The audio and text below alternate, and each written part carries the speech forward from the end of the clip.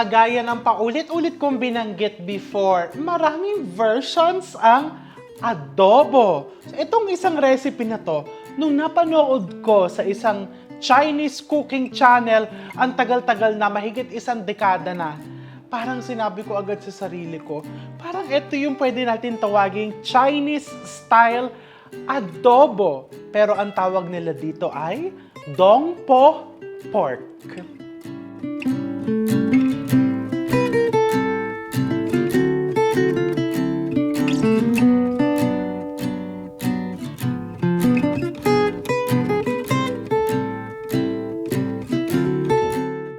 This is super easy to make. Siyempre, alam ko, baka sabihin ng iba, ako po ay tumira sa Hong Kong, sa Shanghai, sa Beijing, sa Fujian, at kung saan saang parts ng China, hindi po ganyan ang pagluluto ng Dong Po Pork. Naku po, opo, ganito po ang Dong Po Pork dito po sa kitchen ko. Kumbaga, this is an easier version. Budget-friendly, and the ingredients, hindi mo kailangan pumunta pa kung saan-saan para maghagilap. So, let's start. Pinapainit ko na yung aking kaserola because the first step is I'm going to sear the pork. So, meron ako ditong pork liempo. This is around 2 kilos. Ang dami naman po niyan. May handaan ba? May fiesta? May party? Wala po. Kasi just like your adobo, this Dong Po Pork, habang tumatagal po sa ref, mas sumasarap. So, para hindi sayang ang gasol. Hindi lang naman po ingredients ang nagmamahal ngayon. Pati po gas, ang mahal-mahal. So, medyo sulit-sulitin natin. Konting salangan na lang. Ayan. So, nilalagay ko lang yan dyan. Para lang mag-brown ng konti. Hindi naman kailangan lahat ay mag-brown. Yung mga butong wala ng laman, wag mo nang isama yon. Nilagay ko sa paper towel yan, baka if you're wondering, para ma-absorb niya yung excess blood, excess liquid ng baboy. Ano-ano mo lang. Actually, yung isa ko naman binabasang Chinese cookbook, buong liempo naman yung ginagamit as in slab. Pwede rin yun. But again, this is an easier version. Ay, ayan, dito yung takip ko. O, tignan nyo, kasi hindi ko nagagamit tong kaserolang to. Parang since binili ko, isang beses ko lang po nagamit. Ay, nakita ko may baboy, yung takip. O, so, gamitin natin ngayon sa braised pork. Kahit anong kaserola pwede mong gamitin, hindi po non-stick ito ha. This is cast iron. Kaya hindi po magagasgas yan kahit gumagamit ako ng metal na tong. Okay. Pagka medyo nag-brown-brown na yan, the next step is I'm going to put the ginger and the brown sugar. High flame. I'm cooking it over high flame. That's one characteristics of authentic Chinese cooking. Palaging malakas na apoy to seal all the flavors of the ingredients. The ginger will help remove any gamey flavor or lansa from the pork. And of course, maglalagay din ako ng cooking wine. Hindi ko mabuksan. Ayan, nabuksan na.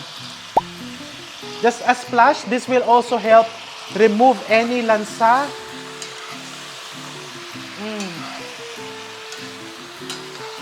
Ang sarap ng amoy. Baka sabihin nyo, nako, alcoholic si chef. Hindi po, nasasarapan lang talaga ako sa amoy. Alam mo yung when you cook something with wine or with alcohol, hindi ka talaga malalasing because cooking the alcohol actually allows the alcohol content to evaporate. Ang naiiwan lang is the nice flavors and the acidity. And then I'm going to put the rest of the ingredients. Cinnamon sticks. Naku po, maghahanap pa po ba kami niyan? Hindi po. You can use cinnamon powder. Just a pinch of cinnamon powder. Star anise. Eto, madali pong hanapin ha. Huwag na po kayong mag-excuse. Star anise. This is just plain soy sauce. And I have here dark soy sauce. So, the dark soy sauce, halata pong hindi ko ginagamit palagi, no? Tingnan nyo ang container. Pero, hindi pa naman po siya expire. Actually, ang soy sauce naman ay napakatagal ng buhay. When you smell dark soy sauce, it is as if you're smelling molasses. Napaka-deep ng kanyang amoy. And as you can see, medyo malapot-lapot siya. Kitang-kita mo. And talagang itim na itim. Just a splash. Kung wala ka naman dark soy sauce, walang problema. You can use ordinary soy sauce or even oyster sauce. Pero ito naman po, mabilis pong hanapin sa mga grocery store. So I would recommend, if you really want the authentic flavor, maglagay ka ng dark soy sauce. Okay, kumukulo na. And then, ayan, so nilagay ko na lahat ng ingredients. Ang kulang na lang po dyan ay tubig. Ibubuhos ko na ang tubig. Ganong kadaming tubig? Just enough to braise. Or yung halos, para bang nagbabatab. O, diba? Ganon. Parang nagbabatab. Yung, o kaya nagsuswimming. Nakalubog, pero may nakalitaw pa din na konti. Ganyan ang bracing. Bracing is different from, ano bang tawag doon? Yung isa pag parang nagninilaga ka. Yung pag magnilaga ka ng baboy, magnilaga ka ng manok, yon talagang lubog na lubog sa sabaw. Talagang nagda-dive o dive, nagsuscuba diving. Ano pinagsasasabi ko? My God, nagsuswimming, nagbabatab, nagsuscuba diving. Halatang kailangan ko na magbakasyon soon, but I'm sure mamimiss nyo ako. Kaya nag-iipon ako ng mga videos. So ito, parang nagsuswimming lang siya sa kiddie pool. Ayan. Nakalitaw pa ng konti, that is bracing. Because this recipe, ayaw mo naman ng masyadong masabaw siya. Gusto mo lang pang sabaw sa kanin, pero hindi naman yung tipong parang soup. So yan, tatakpan mo yan.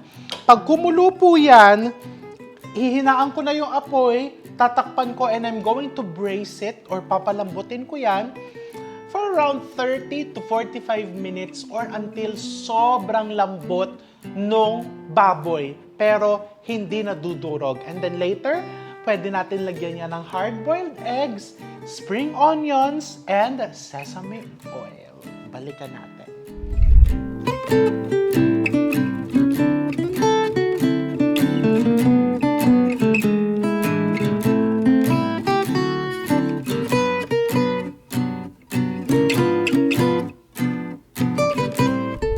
Eto na, after around 45 minutes, umabot din ng mga isang oras. Okay, so you will notice, ang lambot-lambot na niya, and the liquid has reduced. Ang daming nawalang liquid. Now, you have a choice kung gusto mong palaputin yung sauce, lagyan mo lang ng konting slurry. This is just cornstarch with water. Or slurry. You can also use cassava starch. You can use flour. And lagay ka lang ng konti dyan. Just a bit, just to thicken the sauce para mas kumapit siya dun sa liempo mo. And the liempo is very, very tender. Pero, hindi naman siya nadudurog. And then, I'm going to put a splash of sesame oil.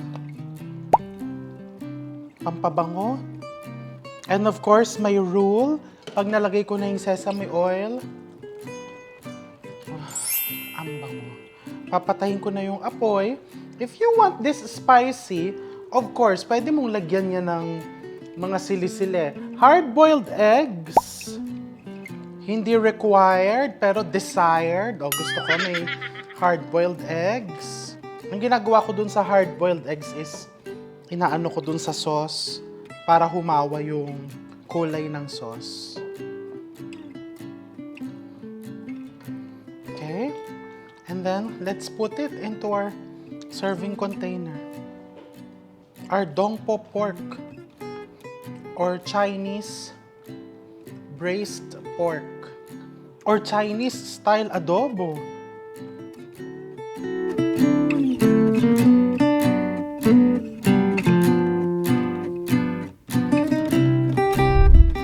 Ito na ang ating pinalambot na Chinese braised pork belly. Tikman natin. So, ito. Kunin ko itong isang to. And you will see how tender it is. Hindi mo kailangan ng kahit tinitor. Yan lang, oh. Pero hindi siya nadudurog.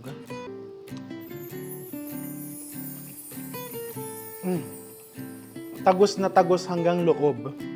Yung mga nilagay nating spices. I can imagine this with rice.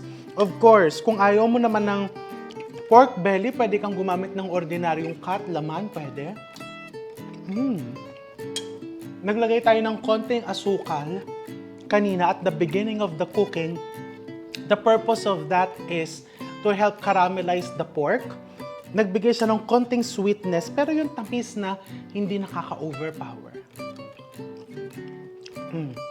This recipe, kung nagre-crave ka ng mga Chinese specialties like pata tim, but you don't have the time na magpapakulo ka ng isang buong pata ng matagal, eto yung easier version. So what are you waiting for? Magluto ka na ng dongpo pork or braised Chinese-style pork belly. I'm going to see you all soon.